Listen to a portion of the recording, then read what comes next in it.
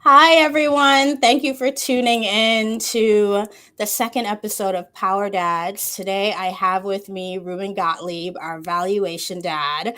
And I met Reuben when I was in law school. We both went to Brooklyn Law. So, shout out to Brooklyn. And I just want to say, Ruben for me was like one of like the coolest cats that I met in law school. And I Well, want to say I didn't think that when he first came and took over my perch that I had in corporations, but we decided to share the real estate.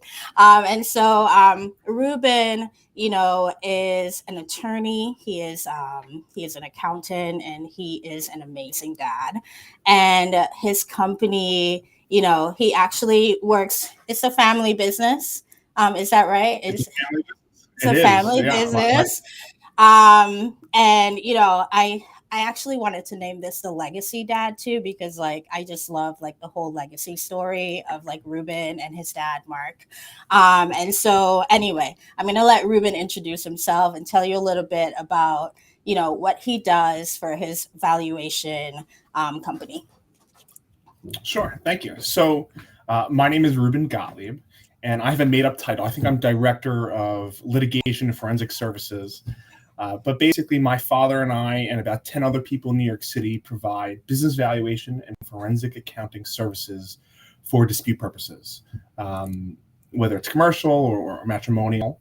And that's really the core of what we do. And obviously, there are, tributaries of that. But we have a great team here in the city. And, I get to have lunch with my dad every day.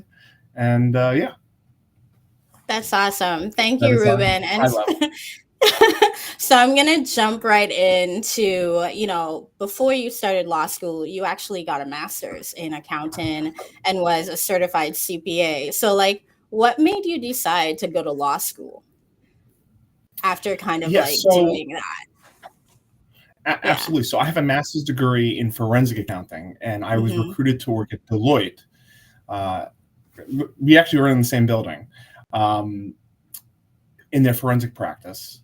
And I noticed that all of the partners who were the rainmakers and the ones, moving the room were also attorneys.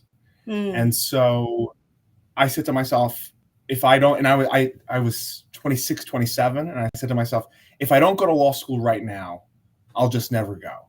Hmm. My wife and I we were dating, we were thinking about getting married, and I was like, man, if I keep on pushing school, I'll just get caught up with life. And so Hmm. I went to Brooklyn Law School, and I dove in because law school it's hard going back into studying, and it's hard to you know reroute or deroute yourself to do something new. And so that was the time was then.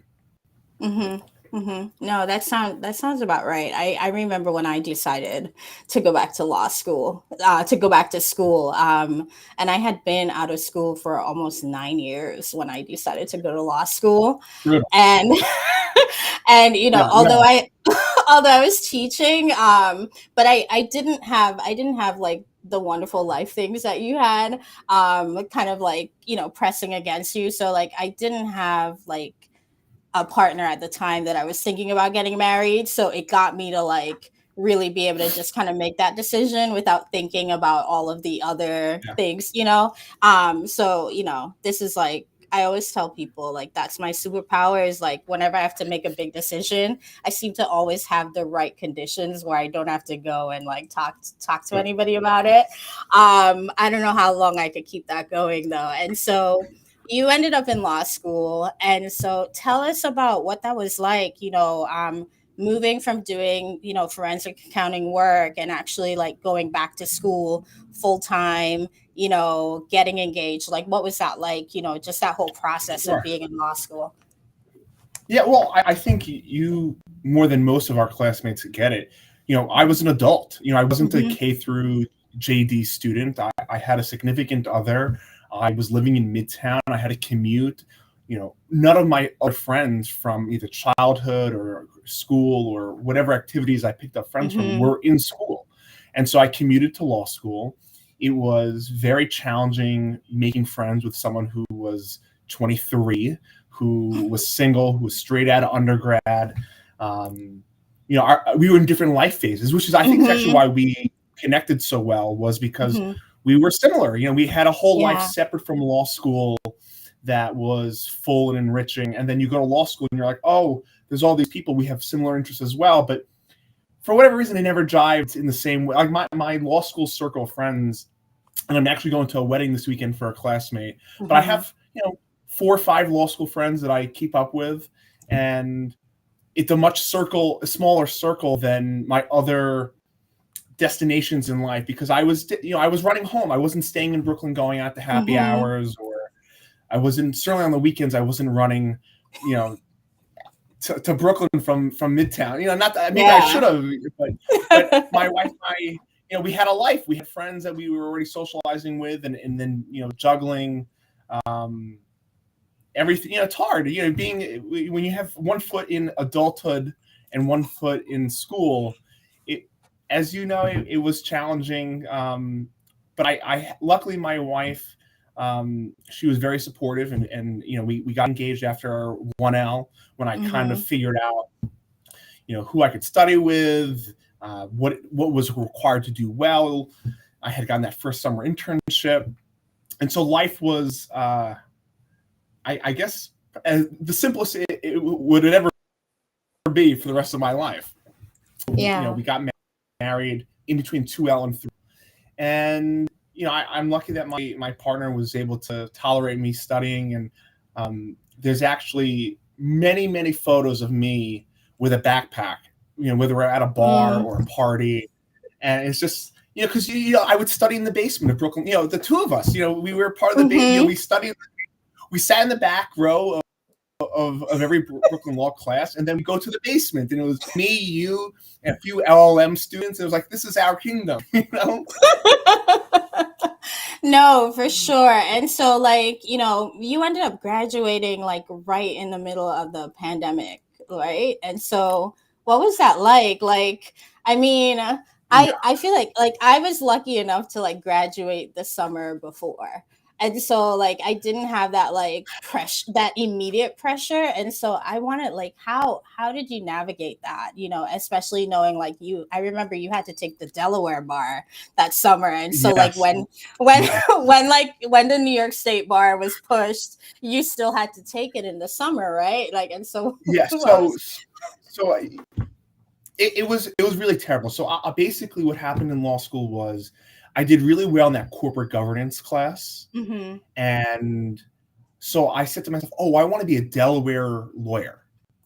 And so I turned down my summer offer from 1L and 2L. And I had a judge that I was working for, and he still calls me to work for him. He was just a lovely guy. And you meet people and they just really like you, and you don't know why. That was the judge I worked for. He came to my wedding. I see him frequently. I don't know what I did to be on his good graces, but he's very kind to me and warm. And I said to him and my folks and my wife, was like, I really want to do this Delaware law.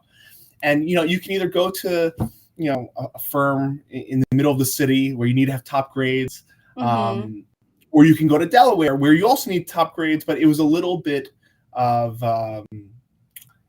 a simpler path, especially going into 3L, because by 3L you kind of knew where you were going. And so I ended up getting a job offer from Young Conaway in Delaware, and I was like, this is great.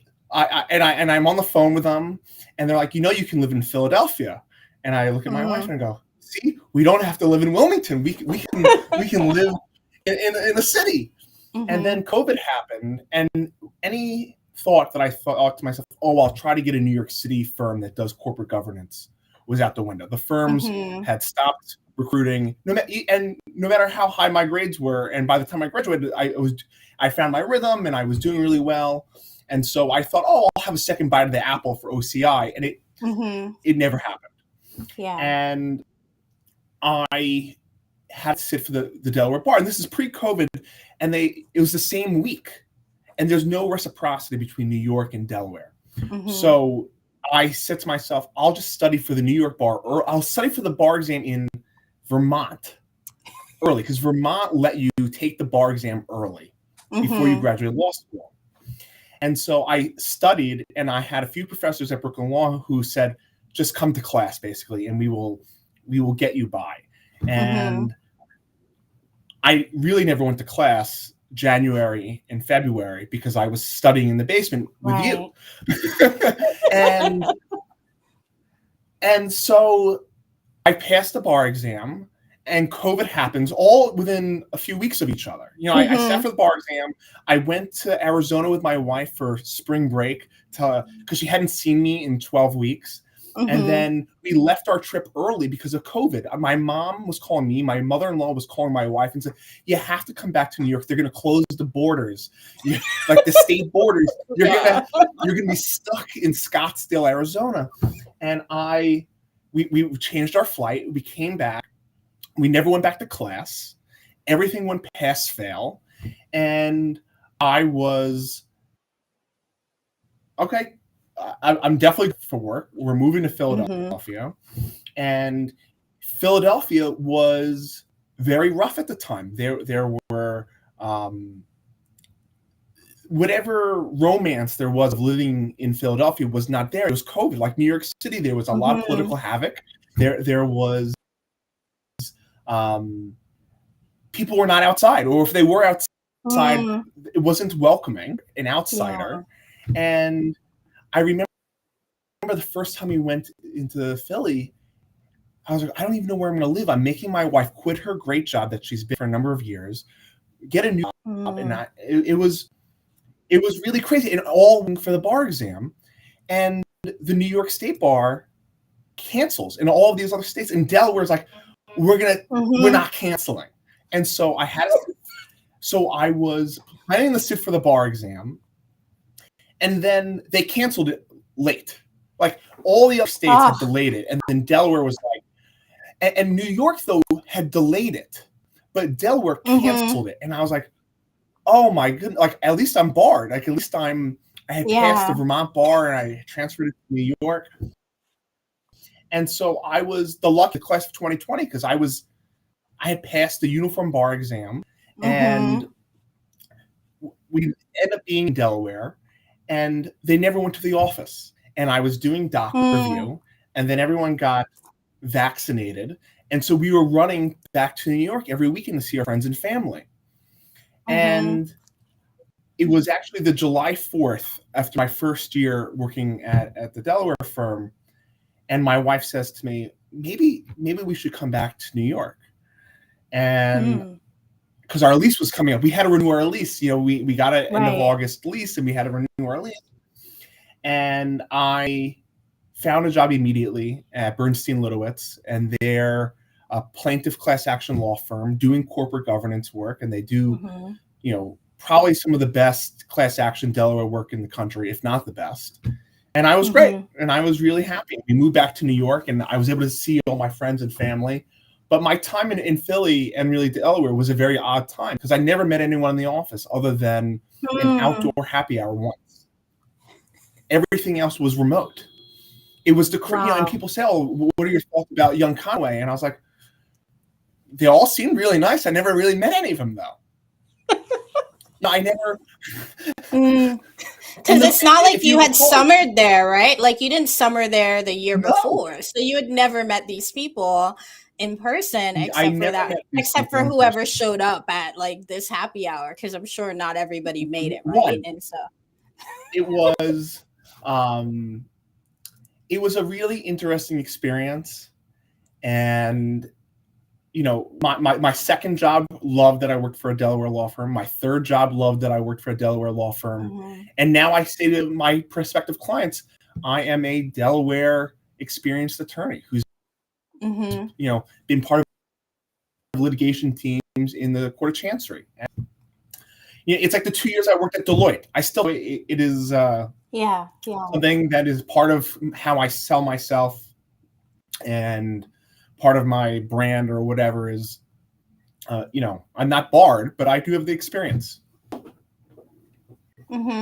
But I think what's really awesome though is how you were able to like kind of see very quickly while you were at Deloitte initially, like, wait, there's something else that I need to, kind of build out this career that I'm thinking of, and then taking that leap and having the right support to be able to like go ahead and do that, right? And so I think that's so important to like, I don't know, I feel like nowadays people think people in their 20s can't make these kinds of decisions very well, but like I had to make similar decisions, for myself. And so just being able to kind of like notice, okay, wait, this guy has that and that, and I remember doing a similar thing when I was at my first law firm, where there was a partner I worked with who he managed to become a non-equity partner after like 6 years, which is like unheard of in like the lockstep universe, right? And so once I Right. found out that he did that, I was like, well, how did he accomplish that? And what he did was he started out at my first firm and then, went to a different firm that was higher ranked for a brief period, came back and was made partner after like a couple of years. So it was like, and so I I tried to do the same thing, and he was one of my mentors in that process, kind of like helping me do it, where I was like, hey, like, so I have this opportunity to go to this other firm. Like, what do you think? And he was like, that's like a once in a lifetime opportunity to do it. And he was like that kind of Yeah. guy, right? And so I want to know, like, did you have like mentors that you talked to at like either Deloitte or outside of Deloitte that like, kind of helped you solidify this idea before you even pitched it to your family, like what you were going to do? So I don't think it was so separate, the conversations with my family. I took Mm-hmm. the LSATs. I took the LSATs actually in grad school when I was getting my master's degree, because Mm-hmm. frankly, my mom is an attorney. My grandfather's an Mm-hmm. attorney. My sister was thinking about going to law school, and my dad is in the litigation world.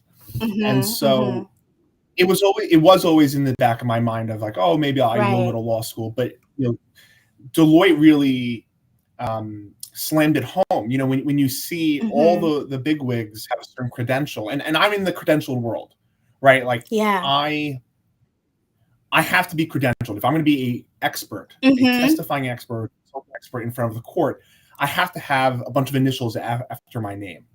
And so the court and the juries that we present in front of, we have to have some credibility. And Right. so at Deloitte, they do that in two ways. One, they have a lot of attorneys working for the firm. And Mm-hmm. people think of accounting firms as just tax and audit. And really, Mm-hmm. those aren't even the money makers for big firms. Yeah. I work technically in the consulting practice at Deloitte. That was really the arm that brought in the most money at the largest consulting firm in the world. Right. And so I saw that they were attorneys and they were CPAs, and my parents were incredibly supportive. Mm-hmm. Um, I think that my mom, who was in the court system, she was. Am I frozen? Was I no? Okay. We heard you. Um, We heard you. okay, good. My mom, who is now a judge, but she loves being in the court system. Mm-hmm. It's a wonderful job where you're involved with your community and you're serving, you know, every person that you come in contact with, whether they know it or not. And there's a romanticism of being in the court system. And so my Mm-hmm. mom had always expressed that to me, and my dad thought that whenever he met a lawyer who was also a CPA, they were really polished and they had Mm-hmm. just a command of certain aspects of their case that their peers did not if they didn't have the accounting background. Right. And so I went 2 feet into law school because my parents were really supportive, Mm-hmm. and my now wife was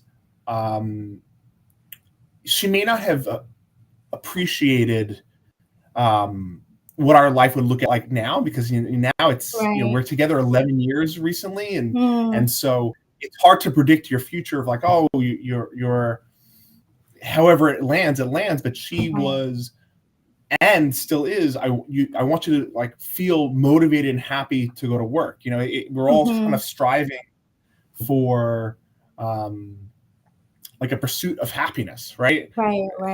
It's hard to define that. I want to feel fulfilled by my work. I want to feel challenged. I don't want to lay in bed saying to myself, man, this really stinks what I have to do today, you know? And so I kind of let that lead a lot of my decisions, because I want to be the person who says, I really love what I do every day. And I haven't always been that person. But you know, certainly that my goal is to live a fulfilling life, and not just personally. You know, I'm very lucky. My parents are still together. My wife is wonderful. My child is healthy. My sister and her family are healthy. My in-laws and sister-in-law and brother, everybody's doing really well. And so my only real concern is, am I fulfilled with the other aspect of my life, which is actually a huge, you know, I work 10, 12-hour days, you know, most days, you know, like many people. And so wanting to feel fulfilled is something that I am still lucky that I have the support from, you know, my family. Yeah. No, that's awesome. And I love that you talked about, you know, not just having like this kind of like personal aspect of your life fulfilled, but having that fulfillment when you go to work. Because I feel like a lot of times people, you know, although we talk about work-life balance, there's always this idea that it's like separate, you know, like life is separate and apart from work. But in my experience, at least, it's more like interlaced, like interwoven, you know. And so if things aren't going well for me personally, like that could bleed into work. And if things aren't going well for me at work, then that could bleed into my personal life as well. And so it sounds like you had the right conversations. You know, it's funny.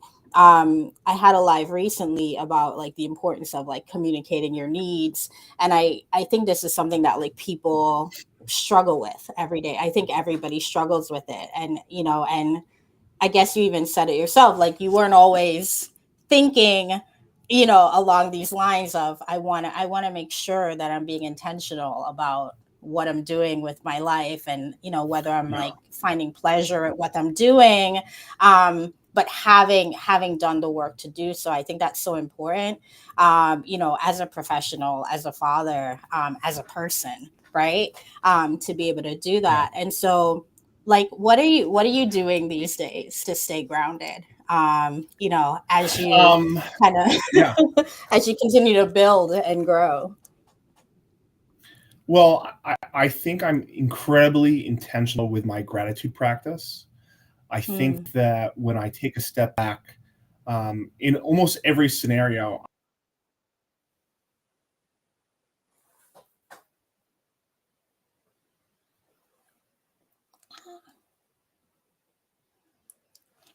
He's frozen. Sorry, guys. Give me a second. I'm incredibly fortunate. Have a gratitude practice where I'm very vocal with telling my loved ones that I care for them and my friends that.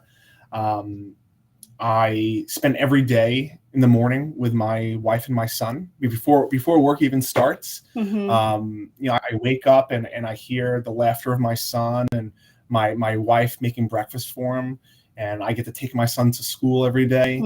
And then I come to an office where, you know, my father's happy to see me. Our team members are usually in a very good mood. You know, not always, but you know, I think we have something really special here at work, and so I'm really very cognizant of the fact that life is really good. I'm not worried. You know, when you're working at a big firm, every time you hand in a memo,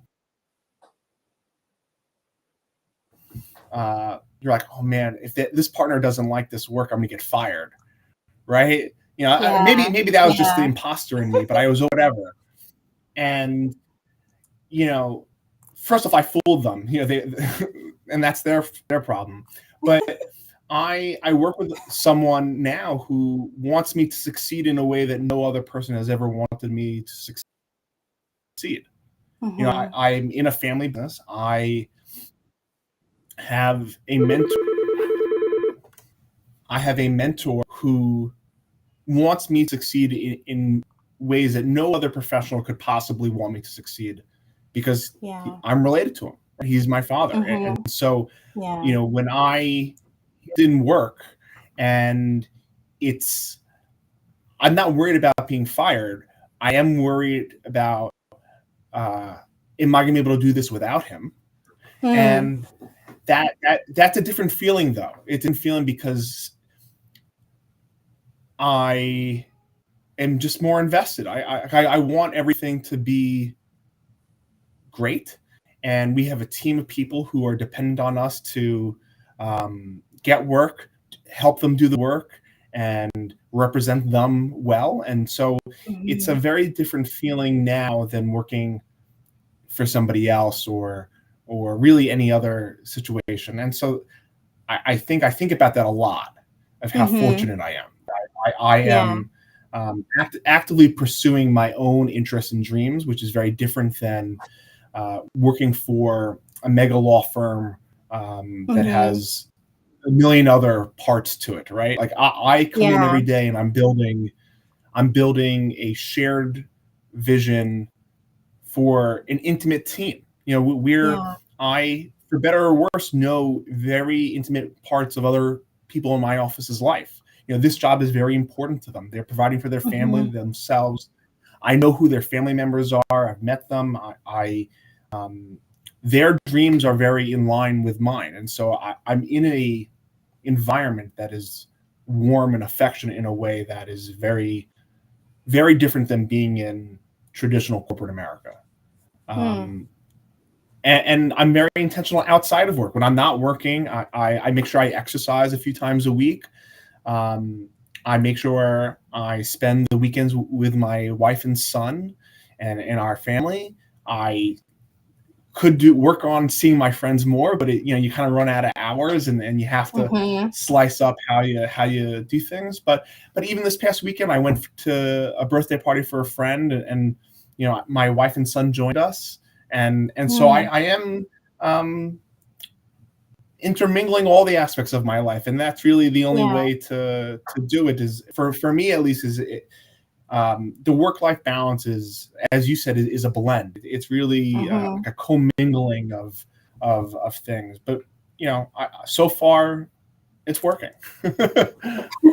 That's good. I mean, I don't know. I don't know if you spend as much time on LinkedIn as I do, but Oh, too the much, the too the much. the the present vibe seems to be nothing's working. So I'm so happy that I have an exclusive with somebody who has things that are working. I'm definitely, and I no, but I think it's important to say that because like sometimes we get into like our own heads about how what the world looks like, right? And we imagine like everything's going a certain way, but I think it's important to see that like there are several storylines happening. So I'm glad that you Yeah, shared that because not everything is falling apart all the time, and it sounds to me like you've done your part in making sure that what you're the steward of isn't falling apart, is moving along in the way that you'd like it to go. And I love that intentionality because I think that's the only way to be able to say, things are working well right now. Like yeah, it doesn't just yeah. happen on its own, right? Yeah, no, for sure. And so, No, you but are, go ahead. no, I have a very rich support system, and so Mm-hmm. it's um, like it is a privilege to be me and to have my problems and my successes. But there's no part of my life where I'm alone, and so Mm-hmm. that's an amazing that is an amazing thing that I have right now, and I'm just incredibly fortunate for my loved ones and friends, Yeah, no, because it and makes it and to possible. me, no, for sure. No, and because and it makes it possible. Yeah, Yeah, yeah, and ultimately, like, it's not, to me, like, relationships are give and take, right? And so, I think I've heard so many stories of people feeling alone, even if there are people around them, right? And so Yeah. having nurtured those relationships, and like kind of like having the vulnerability where you can share kind of anything that's going on in your own life, with your wife, with your extended family, with your friends, and being able to kind of like have that give and take, I think is so important to thrive, right? And so, I just I'm so proud of you, Ruben. um Thank you. Although we're like very similarly aged. um and so, you know we didn't really get into this yet, and I really want to, kind of your decision to join the family business. Like I know that like your father's business has been going on for quite some time. Like how many years is it now that your father has been in business? I think over 35 years. Yeah. Yeah. It's So incredible. yeah, and so like Yeah. he's built this amazing, company, and has had such a wide reach in this 35 years, right? And so kind of like and maybe this is getting too far. So you could tell me, you could say like, Aubrey, can you back up out of my face right now? Yeah. And so but to me it's like, I don't know, like you and I have talked about this like privately, this like the importance of legacy, right? And I don't know if you remember this conversation that we had, and I think it was like during the pandemic where we were talking about how we were like divvying up our salaries, right? And I remember you were like, oh, and we're not going to get into the details for some of you nosy people out here. But what ultimately came out of it was you talked about how your parents had been really financially supportive, right? During law school, kind of Yes. like, and really just like helping out with school where like scholarships didn't run its course. Like they kind of fill that gap, right? Yeah. And something I said to you was, oh, Absolutely. I'm trying to be like your dad when I grow up, because like because Yeah. it was clear to me from what my vantage point that like I was gonna have to be that for my own family. Whereas like Yeah. your dad had, he had been positioned, and guided in the way that he was able to kind of like build this legacy. And so what made you decide, ultimately to shift from working in law firms to now say, oh, you know what, I'm gonna go build this legacy with my father? Yeah. So I don't think it was um, a vision of legacy. I think Mm-hmm. that what I realized working at um, my last law firm, Brown Rudnick, I was working for a few really incredibly bright professionals Mm-hmm. who wrote beautifully, spoke beautifully, that their practice was way more entrepreneurial than I realized.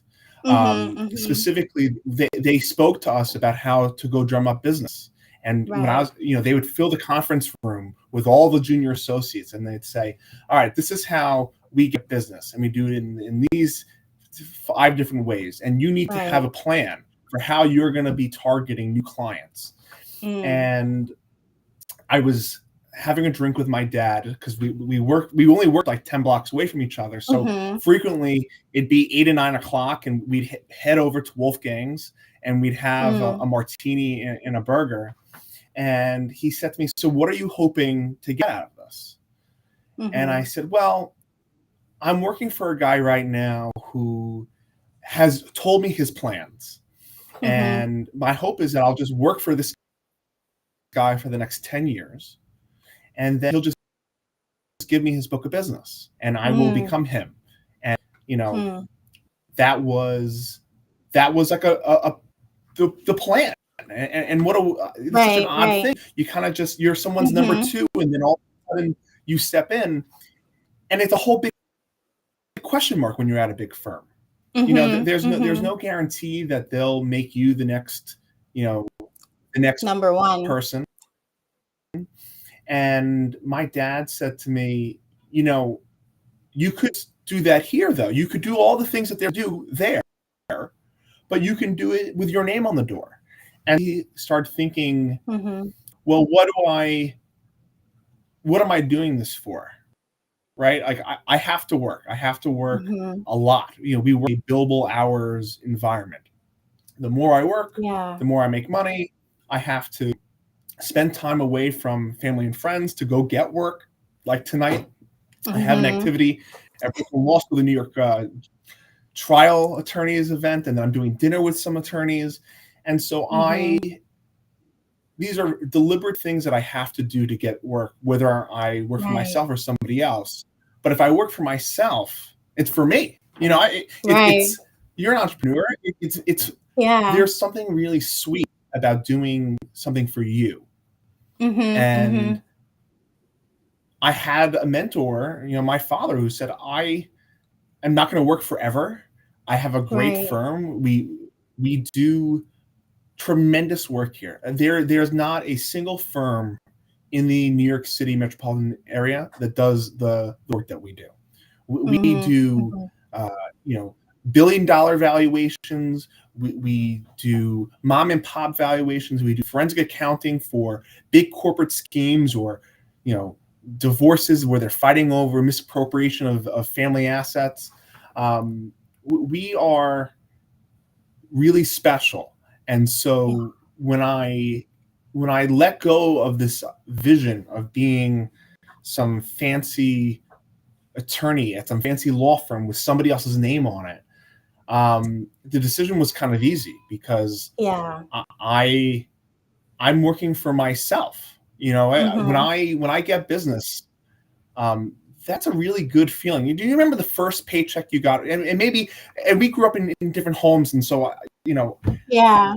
I get it. But when I got my first paycheck from Deloitte, I took my mom out for dinner, and this is over 11 years ago, and I still remember taking her out and paying for it with my credit card.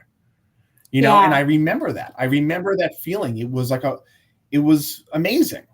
And so now when I go get business and I spoke to them on the phone, I emailed them, they signed the engagement letter, there is a satisfaction that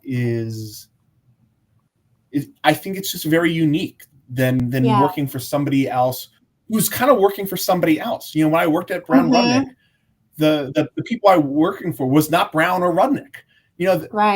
Those people were not even around. I get to be a part of every case that walks in our firm. I get to work with all of our team members. I get to speak to the clients. I get to help develop attack plans for how we're going to service our clients. And it's very different than being just a cog in somebody else's machine, right? Like I take a lot of pride in being involved in every aspect of the engagement. I take pride in being part of our marketing efforts and going to get business. And I would have had to do a lot of this anyway. Right. And I get to do it sooner. Because really, when you're a junior associate, it's kind of like do your doc review, write your paragraphs that are going to be put into a memo that will then be put into a brief. And you don't really get to talk to clients always, and you're not part of the strategy. And, I'm doing the good parts. When you talk to partners at law firms and they tell you all the good things about their practice, they're not talking about the third year or fourth year attorney experience. They're talking about the 10-year associate or the of counsel or the junior partner. And I'm doing the fun stuff now, which is great. It's cliche. Every day is different. Like this morning, I had a client meeting. I had to go to the attorney's office. We were there for 3 hours. And then I had to take a cab to come here to prep. And then later today, I have to go to Brooklyn Law School for the New York Trial Attorneys event. This day is a very different day than every other day this week. And so it's fun. I'm having a lot of fun, which is that's the joy I'm trying to seek. Yeah, yeah. No, that's awesome. And it's so funny. I'm happy you went into a little bit about the fun part. Versus like what like you actually do as a junior associate. Because that's one of the reasons I didn't want to do litigation, because I was like, that just sounds like a really drab life, like looking at charts, like, doing the doc review, never really being, because it's like no one's asking, Joe Schmo second year associate to do the No. deposition. Like, no, you're not doing that, and so that was part of the reason I became a transactional attorney, because I kind of knew going into the practice group that I was going into, I would start having like some of the fun as early as I wanted it to happen, based on like Yeah. whether or not they could trust me with it. And so like, I definitely hear that. I think it but I love, what I love the most about what you're talking about here is how, you know, although you weren't thinking legacy, your dad was. He Well, he definitely always was. was. He absolutely was. When I went to law school, he said, "Are you sure?" And I was like, "What do you mean? When am I sure?" He's like, "You could just work here for forever." And I was like, "Work here forever? Like, what are you talking about? What are you talking about? That's crazy. Every day I'm going to see you for the rest of my life? Like, what are you talking about?"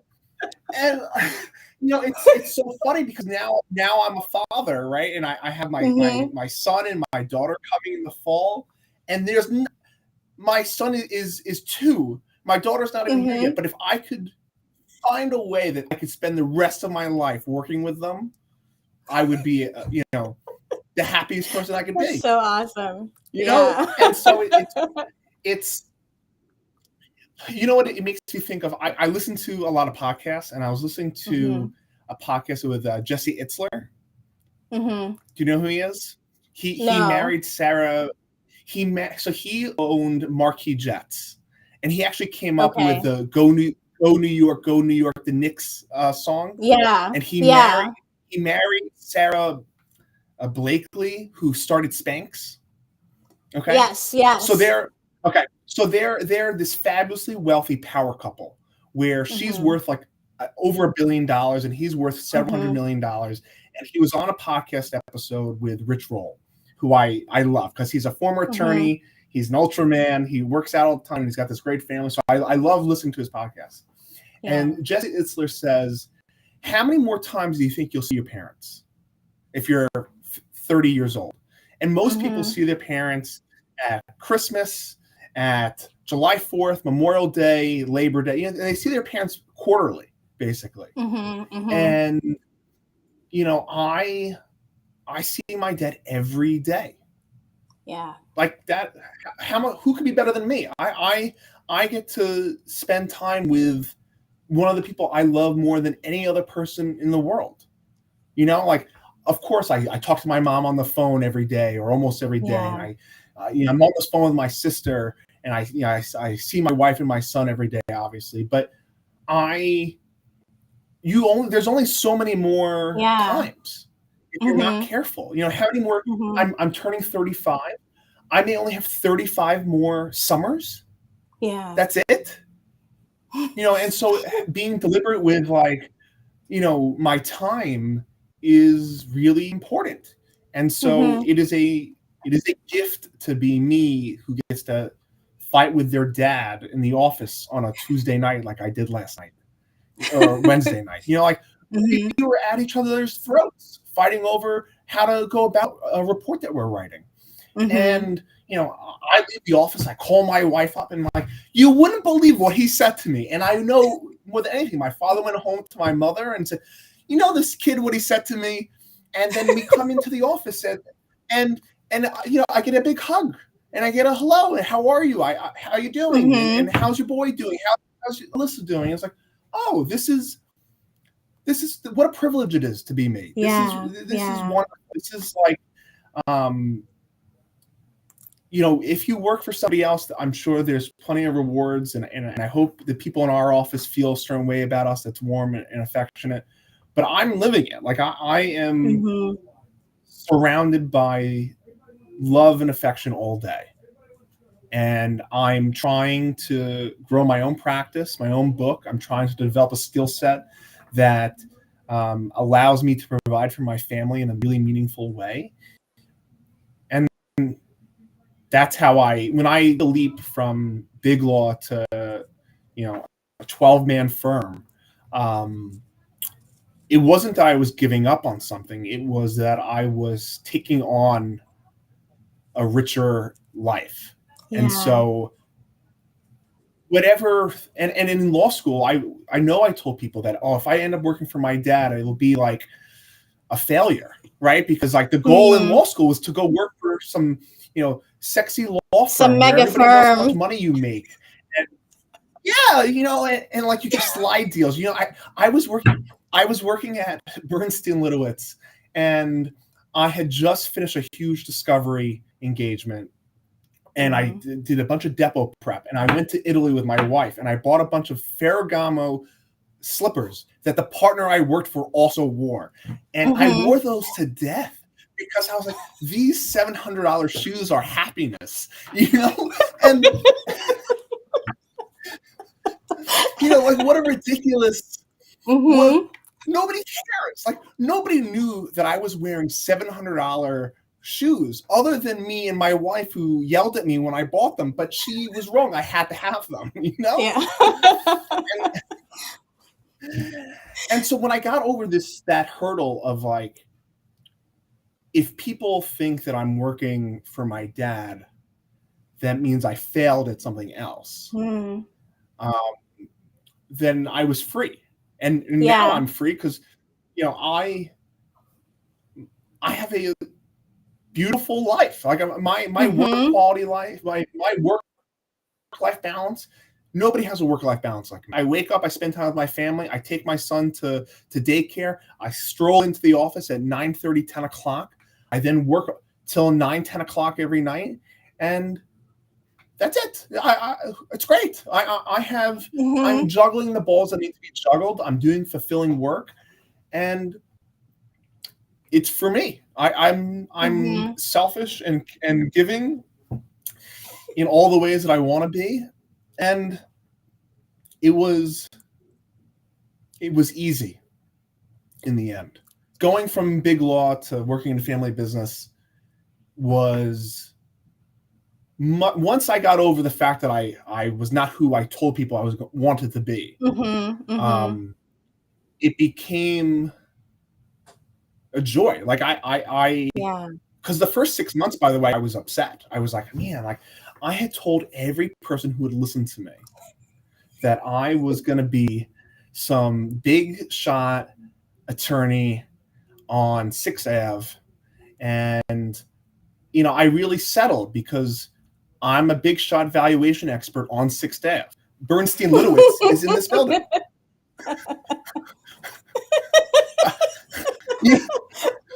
I'm not joking.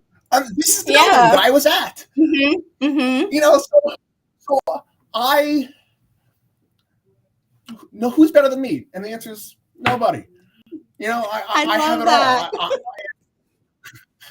No, like, I absolutely love that. Easy. Yeah. So my encouraging thoughts would be to anybody else is sometimes you just have to take the leap, and when you have family and they are supportive, you can lean into it because it's okay. Yeah. You don't have to like. I don't get extra credit for doing something by myself, right? At the end of my life, they'll be like, "What did you accomplish?" And if I say I did everything by myself, who cares? I mean, I don't care. When I worked at a law firm, I was always quick to find a senior associate to bother. I was always quick to find a friend or a peer to help me move through something. And now I share a wall with my father, and I complain that he's too loud on the phone when I'm trying to write, and that's it was. I'm repeating myself, but it became a much easier thing once I realized that this is really good. Yeah. Yeah. No, and ultimately I think that's what matters in the end, right? And I love what you said about being free, because a lot of people, at big law firms don't feel free, right? Like, yes, you have Yeah. all of this money, but how many times have we heard, oh, the golden handcuffs, right? It's almost like a ball Yeah. and chain, because it's like, yes, you get to be a big shot lawyer, but oftentimes it comes with the cost of everything else. And it's kind of like, why do I have to give up everything else that I want in my life for money? I can always get Yeah. money. I can't always get these people. I can't Yeah. always Well, get these experiences, right? And there are different ways to yeah. kind of make money, right? And so I love that you were able to free yourself from your past plans and make new Yeah. plans, and kind of be like, well, whatever, like, this is what I'm doing Yeah. because this is the life that I want for myself. This is the life that I'm building out right now. And who the heck cares if other Well, people that's don't it, right? understand it? I don't care Yeah. if you understand my choice. I I'm Yeah. living and enjoying every moment of my choice, and I think that's so important, for But people to it is hear. hard though. It's Yeah, hard no, though. it's It's it's hard. Letting really go hard. of like it, it took a lot of work. There's Mhm. no other way around it. That I had to like let go of whatever. And I'm Mhm. frozen right now, but I'm sorry. We um, can still hear you. my gosh, that is not an attractive look. But um,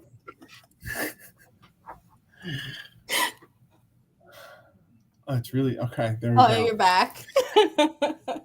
Ah, No, and so what are some final words you would give to, new fathers, people that are thinking about becoming fathers right now in their professional lives? Like what's some advice that you would give, to young men that are, just thinking about fatherhood and, kind of like balancing, or just like creating more harmony in their lives so that they can have this joy that you're talking about? yeah. I think being with the right person is really important. I get Mm-hmm. a tremendous amount of strength from my wife. She is the bedrock of all of my actions and dreams in a way that um, like I feel very full and content right now. Mm-hmm. And um, she's why. And so when I think of being a father, I get when I look at my son, I see my wife. I Mm-hmm. see our dreams that when we were sick and we were sharing our dreams for the future. Like this is what we were talking about, right? Like I'm Right. living what we dreamt of. Mm-hmm. And so I get to do this, right? This is my life that I get to Mm-hmm. change dirty Mm-hmm. diapers. I get to run around the park. I get I get to do. I didn't have to, right? Like that. Didn't have to. Mm-hmm. My life Mm-hmm. didn't have to end up like this. It could have um, gone so many different ways. And my son Mm-hmm. is a joy that I would have never imagined. I'm a very selfish person, and I would have never in a million years imagined how I would feel towards him or my wife. It is Mm-hmm. to my core the, the love that they feel that they give. I am Mm-hmm. uh, just incredibly fortunate that I get to do this. And Mm-hmm. uh, when I'm working hard and it's late at night, um, I'm motivated by supporting them both financially and emotionally Mm-hmm. and physically. Um, I think my words for someone considering this is like it redefines your whole life in a way that Yeah. is beautiful and different than before. My whole Mhm. life is different now Mhm. because I'm not just me. I am many things. I am my wife. I am my son. I'm our daughter who's coming in the fall, and Mm. so forward in all things with love because I like that is the blessing of my family. That's how I feel. Yeah. Oh, that's so awesome. Ruben, thank you so much for taking time out of your day. I'm so happy I was able to get you to come on for this episode. Um, Yeah, of Guys, you heard course. it. The valuation data, and I think what's really awesome is how you've demonstrated the value of your family. All puns intended. You know, I like to that. kind of like to creating this like fulfillment in your life, and how you provide value to them by being a part of their lives and helping them have fuller and joyful lives too. And I think that's so awesome. Thank you to everyone who tuned in, and shoot us questions. I will definitely have some sound bites for you later today. I gotta go rewatch this and see. Any last words, Ruben? Any We last have to get words? together in person. We have to get together in person, We do, we and hopefully we do. can grab dinner or something like that. Yes, we'll make it happen. We'll make it happen. All Look at right. Ruben putting me on the spot in this I line, love that. guys. Um,